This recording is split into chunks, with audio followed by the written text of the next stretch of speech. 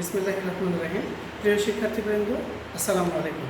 মহবুবপুর high school Mohanpur Rajshahi এর online ক্লাসে সকলকে স্বাগত জানিয়ে আজকের ক্লাস শুরু করছি। আজকে আমি ক্লাস নেব নবম দশম class 9-10 English second paper narration নিয়ে আমরা আলোচনা করব। প্রিয় শিক্ষার্থীবৃন্দ, আশা করি তোমরা একটু মন দিয়ে ক্লাসটা দেখলে তোমরা অনেক উপকৃত হবে। আমরা প্রথমে আসি, ন্যারেশন বা স্পিচটা কি এটা একটু জানা দরকার আমাদের। ন্যারেশন স্পিচ, ন্যারেশন বা স্পিচ। ন্যারেশন বা স্পিচ তোমাদের ধারণা আছে ক্লাস 8-এ অষ্টম শ্রেণীতে তোমরা ন্যারেশন পড়েছো এর আগে।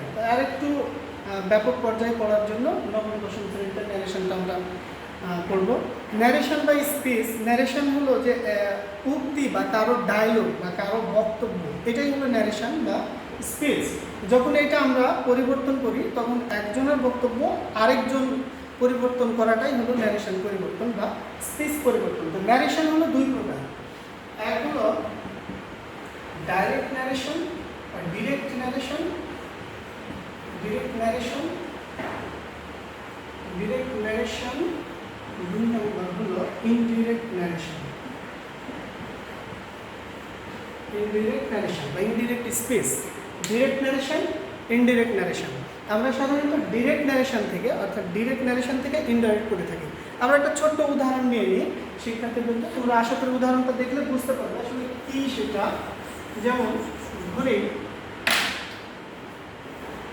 এটা একটা বয় কিছু বলছে, এটা একজন আরেকটা বয় কিছু বলছে, এর নাম ধরে নিলাম সুমন, এর নাম রনি। খেয়াল করো শিক্ষার্থীবৃন্দ, বলছে hello Suman, hi Suman, how are you? Hi Suman, how are you?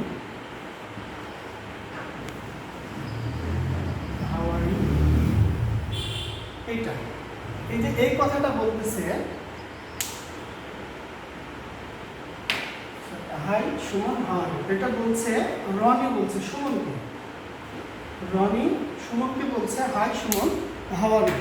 এখন এই যে এই দুইজন ব্যক্তি, এটা রনি, এটা সুমন, এই রনি সুমনকে বলছে hi Suman, how are you.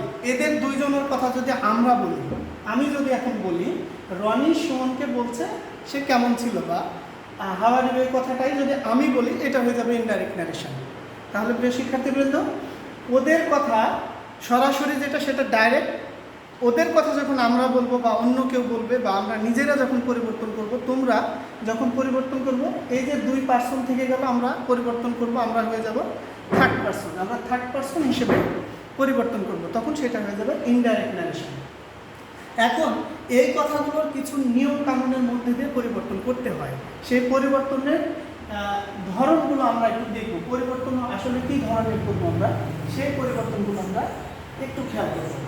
বিভিন্ন ধরনের সেন্টেন্স রয়েছে, assertive sentence, interrogative sentence, imperative sentence, exclamatory sentence, আরও ধরনের সেন্টেন্স যেসব রয়েছে। এবং তাছাড়াও আমাদের যখন তোমাদের চেঞ্জ করতে হবে, এটা পরীক্ষাতে আসবে স্পেশালি প্যাসেজ ন্যারেশন আকারে, সেটা এই সবগুলো ন্যারেশন কম্বাইন করে একটা ধারণা নিয়ে প্যাসেজ ন্যারেশনটা করতে হয়। তো আমরা প্রথমে একটু ধরনটা দেখে নেব, চেঞ্জ করার ধরনগুলো কী করবো। যেমন একটা উদাহরণ দিই, ছোট্ট একটা উদাহরণ দিই। He said,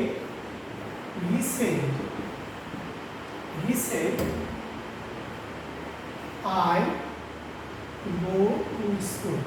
I go to school. He said, I go to school.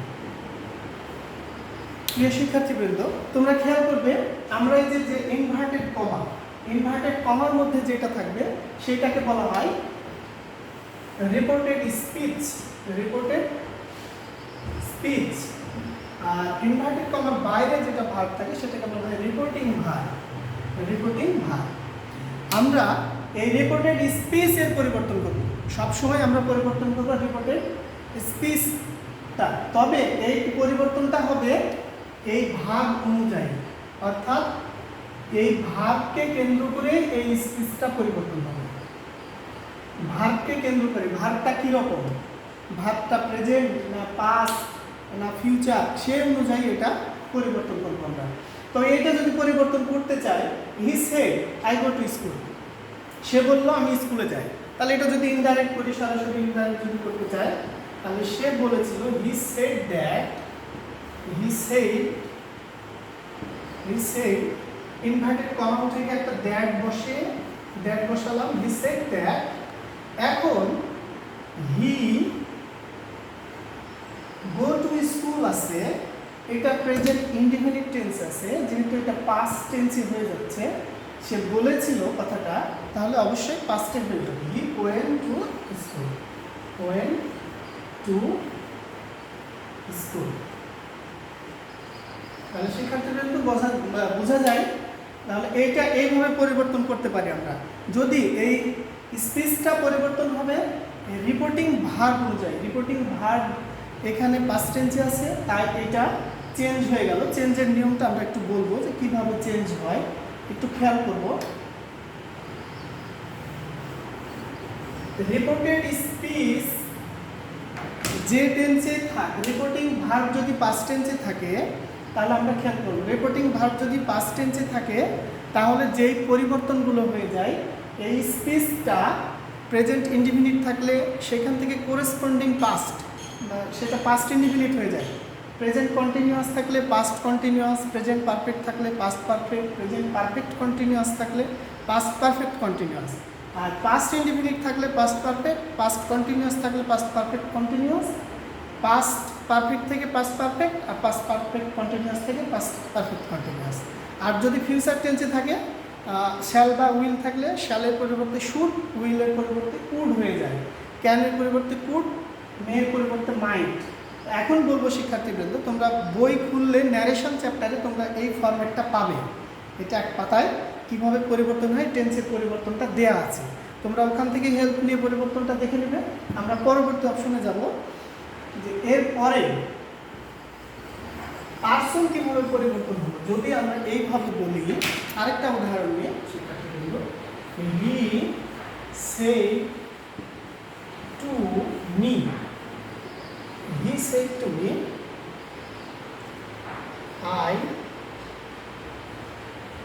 am well, he said to me I am well।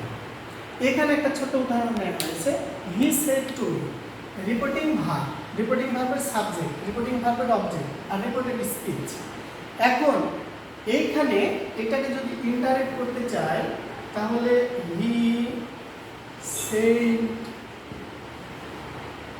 he said, sorry আমরা সেড ব্যবহার না করে টোল্ড ব্যবহার করলে ভালো হবে। কেন হবে আমি কথাটা বলবো।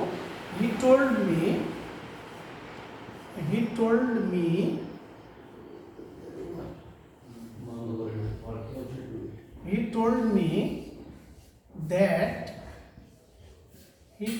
that he was well। শিক্ষার্থীবৃন্দ, এইখানে ফ্যাক্ট হলো এই যে এই হিটাই কিন্তু এইখানে চলে গেছে, অর্থাৎ রিপোর্টেড স্পিচে যদি ফার্স্ট পারসন থাকে, সেটা সবসময় রিপোর্টিং ভার্বের সাবজেক্টকে ফলো করে। সুতরাং রিপোর্টেড স্পিচের সাবজেক্ট ফার্স্ট পারসন হলে সেটা হবে রিপোর্টিং ভার্বের সাবজেক্ট, সেখানে হয়ে যাবে। আর যদি রিপোর্টেড স্পিচের সাবজেক্ট সেকেন্ড পারসন হয়, তাহলে অবজেক্টকে ফলো করে। এখানে যদি আই দিতাম, শিক্ষার্থীবৃন্দ একটু খেয়াল করবে, এখানে যদি আই না দিয়ে ইউ দিতাম, তাহলে যদি দিই এইরকম দিই ইউ আর ওয়েল, তাহলে এইখানে পরিবর্তন হয়ে যেত he told me that I was well, কারণ তখন এই অবজেক্টকে ফলো করতো। এই মিটা এখানে চলে আসতো সাবজেক্টে, মি সাবজেক্টে আসলে আই হয়ে যাবে। তাহলে আমরা বুঝতে পারলাম যে যদি এই পরিবর্তন করার সময়, অর্থাৎ ইনডাইরেক্ট করার সময় আমরা স্পিচটা খেয়াল করব, স্পিচের সাবজেক্ট যদি ফার্স্ট পারসন হয়, তাহলে সেটা রিপোর্টিং ভার্বের সাবজেক্টকে ফলো করবে।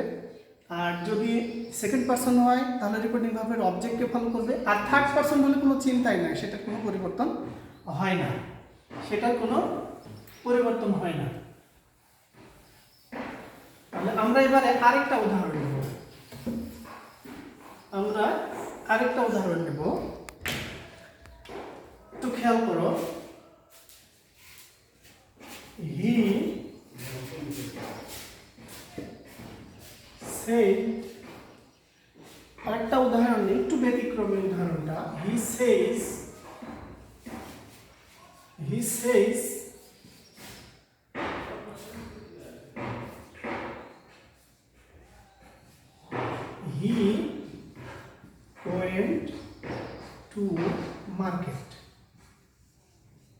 he went to market. He says he went to market. এখানে খেয়াল করো, এখানে একটা উদাহরণ নেওয়া হয়েছে, he says he went to market। এখানে কিন্তু ফ্যাক্ট, রিপোর্টিং ভার্ব প্রেজেন্ট টেন্সে আছে। একটু বলে নেই, রিপোর্টিং ভার্ব যদি প্রেজেন্ট টেন্সে থাকে অথবা ফিউচার টেন্সে থাকে তাহলে স্পিচের টেন্সের কোনো পরিবর্তন হয় না। স্পিচ যে টেন্সে থাকে সেই টেন্সেই থাকে। তাহলে এটাকে যদি আমরা ইন্টারপ্রেট করি খুব সহজ, he says that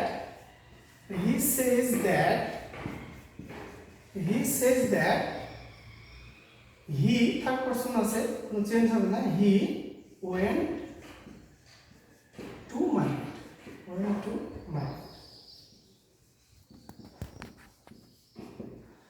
বোঝা, আশা করি বুঝতে পেরেছ তোমরা।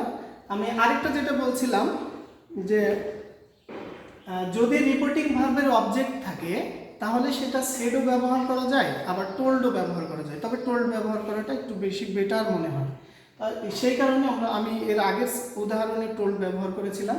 প্রিয় শিক্ষার্থীবৃন্দ, তোমরা আশা করি এই অংশটুকু বুঝতে পেরেছো।